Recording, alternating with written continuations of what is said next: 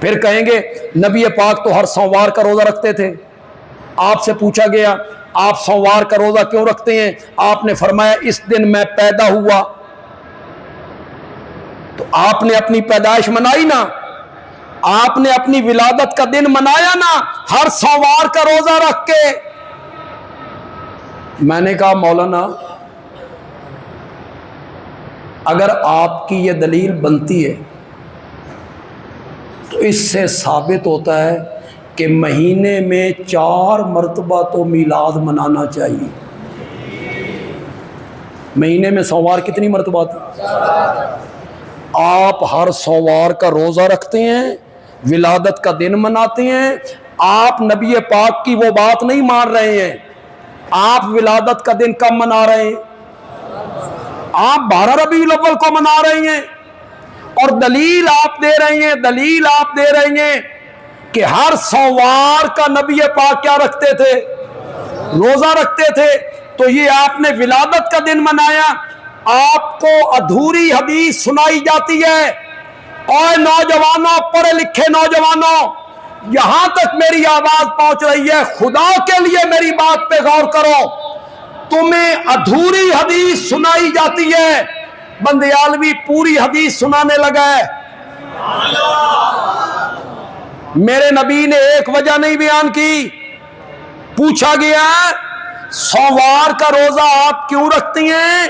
آپ نے فرمایا اس دن میں پیدا ہوا اور اسی دن مجھ پر وحی اتری تھی.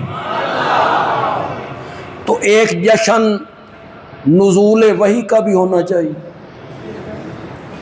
اتھو جشن ہی ثابت ہوندے نے تو پھر ایک اور جشن منائیے, جشن نزول وحی.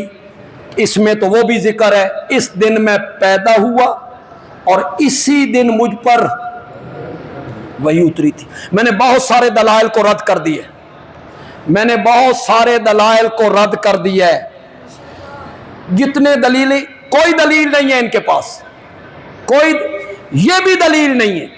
نبی پاک نے اگر سوموار کے دن اپنی ولادت منائی ہے تو طریقہ کیا تھا؟ جلوس, عید, روزہ. تے تساں ولادت دے دن جتنا کھاندے ہو نا سارا سال تساں اتنا کدی نہیں کھاتا. اور نبی پاک کیا رکھ رہے ہیں؟ کمال ہے. آپ عمل کریں نا میرے نبی کی بات پر. میں نے راولپنڈی میں ایک بڑے جلسے میں آج سے 20 سال پہلے کہا تھا, 20 سال پہلے میں نے کہا تھا اے ٹانگے چلان والے کوچوان نو ہی پتہ ہی, رکشا چلانے والے ڈرائیور کو بھی پتہ ہے, اور ٹوکری اٹھانے والے مزدور کو بھی پتہ ہے جس دن عید ہوتی ہے اس دن روزہ نہیں ہوتا, اور جس دن روزہ ہوتا ہے.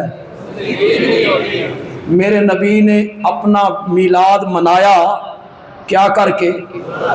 کرو نا عمل, رکھو ہر سوموار کا روزہ.